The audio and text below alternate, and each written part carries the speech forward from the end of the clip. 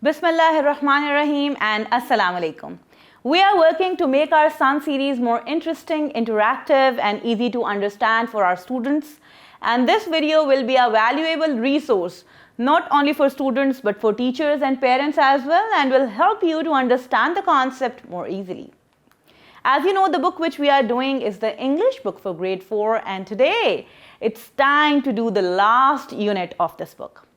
Let's see the competencies first. We have oral communication skills, listening and speaking, reading and critical thinking skills, vocabulary and grammar, and writing skills. But the competencies with respect to this book includes oral communication skills, listening and speaking, reading and critical thinking skills, aspects of language, and writing skills. Here we are with Unit 14 of this book, and the name of the unit is WISE, and we have 15 different SLOs with this unit.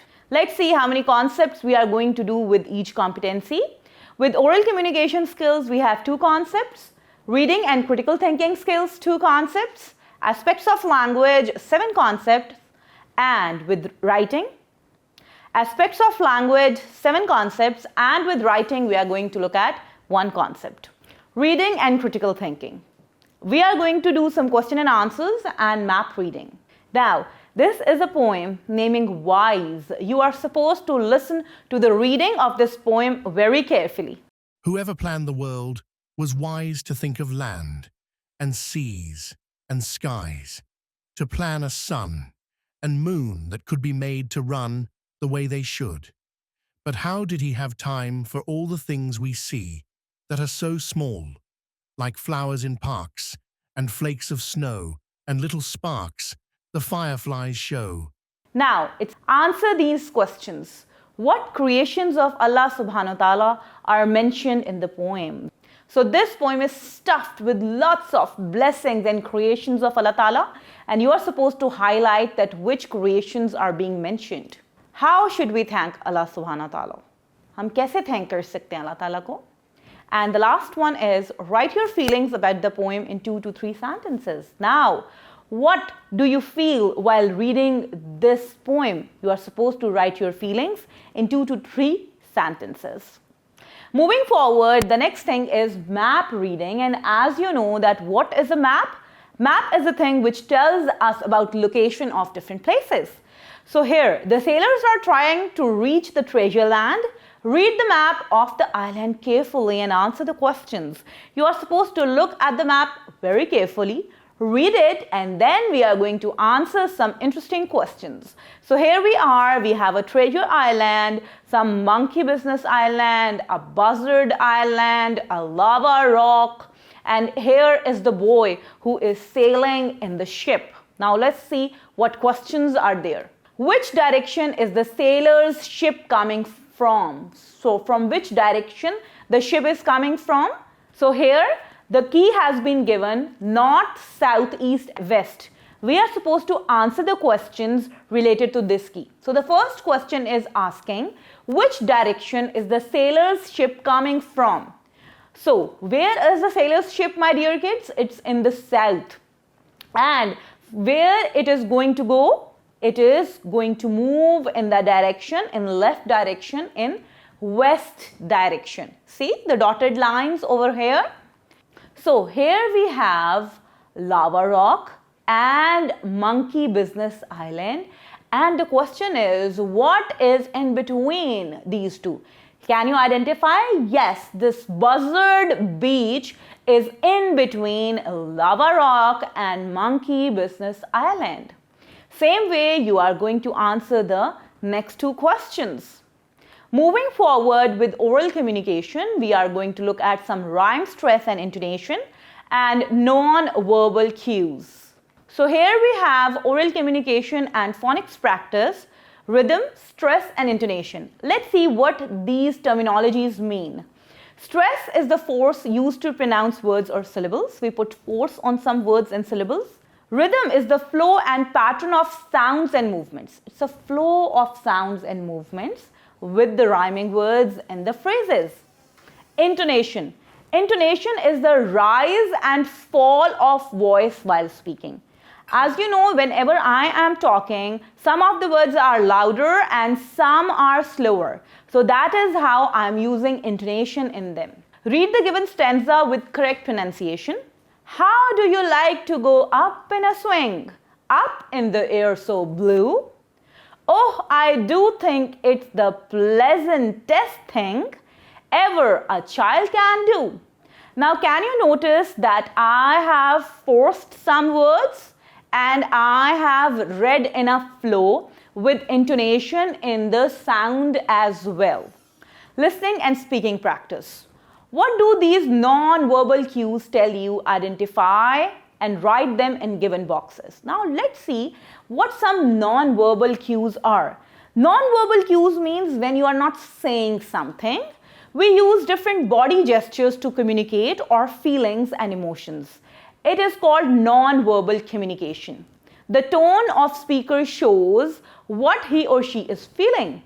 It can be formal, informal, serious, sad, and cheerful. So we use some actions when we are not saying anything, and all these things come under non-verbal cues. So let's see some pictures. Here the boy is doing like this. So what does this mean? It means, can you keep quiet for some time? There should be silence. Okay, the next one, the boy is saying, what does this mean?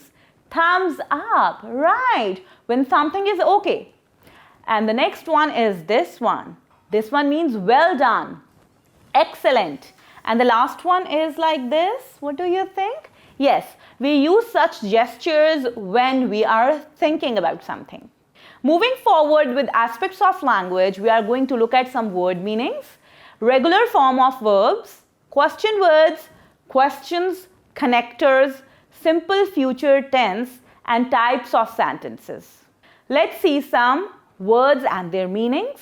Read the given words with their meanings. Wise means sensible.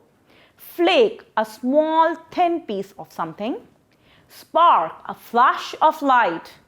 Firefly, a flying insect with a tail that shines in the dark. It's an insect, and what interesting insect is that its tail shines. The next thing is regular forms of verb. Here we are, some regular verbs are those verbs whose past and past participles are formed by adding D and ED. Now there are some verbs which can be easily converted into past and past participle by adding D and ED. Let's see some examples. Clean, cleaned, cleaned.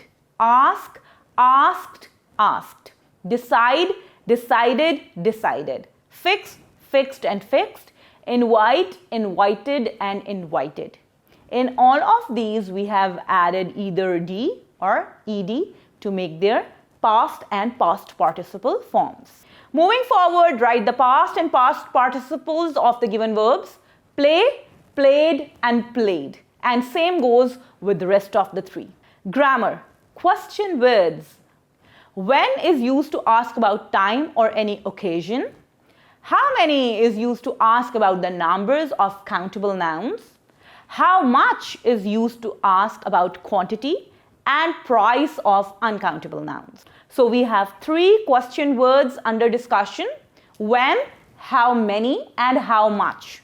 Read the given sentences and notice the use of some other question words. When is the flight expected? How many guests are invited?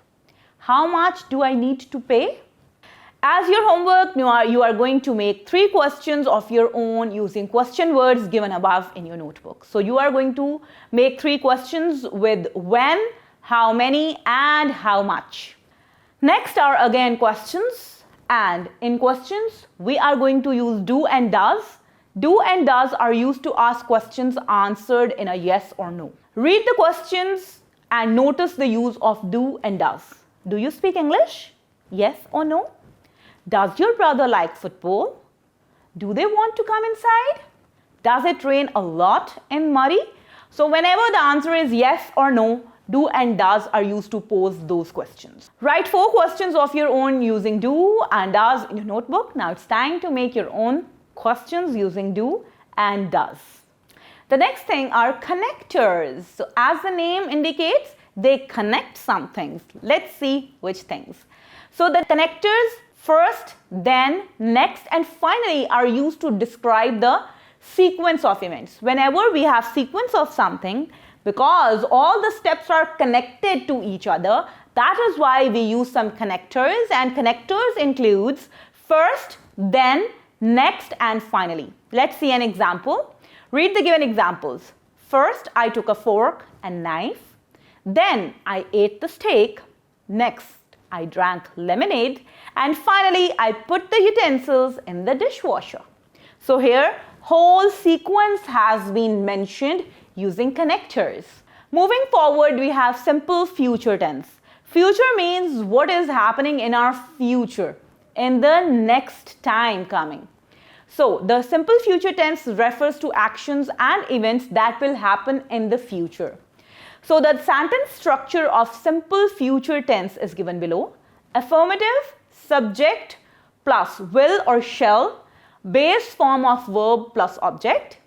Negative, subject plus will not, shall not, or base form of verb plus object. And the last one is interrogative, will or shall plus subject plus base form of verb plus object and a question mark, because interrogative means we are asking questions. Let's see some examples. Read the given sentences. Make sure you get ready on time tomorrow because no one will wait for you. Ayan will not read the novel Great Expectations in grade 5. Will they move to Sydney next week? So here we have used some simple future tense in these sentences. Moving forward, change the following sentences into simple future tense and rewrite them in your notebook. Now you are supposed to change these sentences in simple future tense and you are supposed to rewrite them in your notebook. The carpenter builds the cupboards. So the carpenter will build the cupboards, because we are talking about simple future tense and the rest of the sentences are going to be done in the same way. Moving forward, we have types of sentences. Now, as you know, we write sentences, but there are different types of sentences as well. Let's see some of them. Some are instructional sentences, and as the name indicates, we give instructions on how to do things. These sentences end on a full stop. The next one are commands. Commands, when we give commands or we tell rules about something, so it also ends on full stop, and all sentences are called commands which are having some rules in them. And the last one are exclamatory sentences. As you know, we have seen the use of exclamation mark. So exclamatory sentences are those sentences which express strong feelings. They end with an exclamation mark. Let's see examples of all these three. Read the instructional sentences. Turn left, plug the switch into the board, connect the wires. Now here I have given some instructions. Let's see some commands. Shut the window, listen carefully, complete your classwork. So these are some commands, some instructions.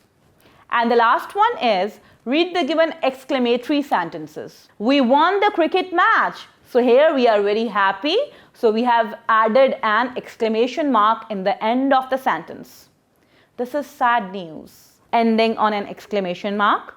What a beautiful place it is. Surprising.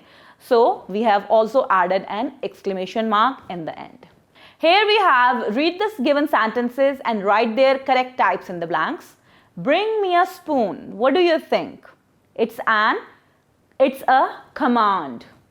I am really going to miss the time. Now it's an exclamatory sentence. You are just supposed to write the type of the sentence in these blanks, and the other sentences are going to be done in the same way. In writing, what we are supposed to learn, we are supposed to write a central idea and a poem. What is a central idea? Read the central idea of the poem Wise. The poem Wise highlights the importance of creations of Allah subhanahu wa ta'ala. Allah subhanahu wa ta'ala is the creator of everything and He planned everything wisely. His every action is very beautiful. We should appreciate His every creation, be it tiny or big, such as mountains, seas, flowers, lakes, sparks and fireflies, etc.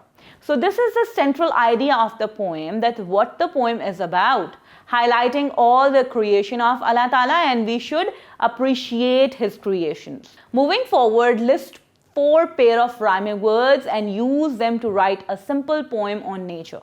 Now, as you know, my dear kids, whenever we are writing a poem, the phrases of poem always end on rhyming words. So first you are supposed to write 4 pairs of rhyming words in these boxes, and then you are supposed to write a very nice and interesting poem about nature. So that is all about this unit, and that is all about this book as well. So I'm your teacher Aisha, signing off. We are going to meet again with a new book and another set of units, plus a lots of interesting concepts. Till then, take a good care of yourself. Allah Hafiz.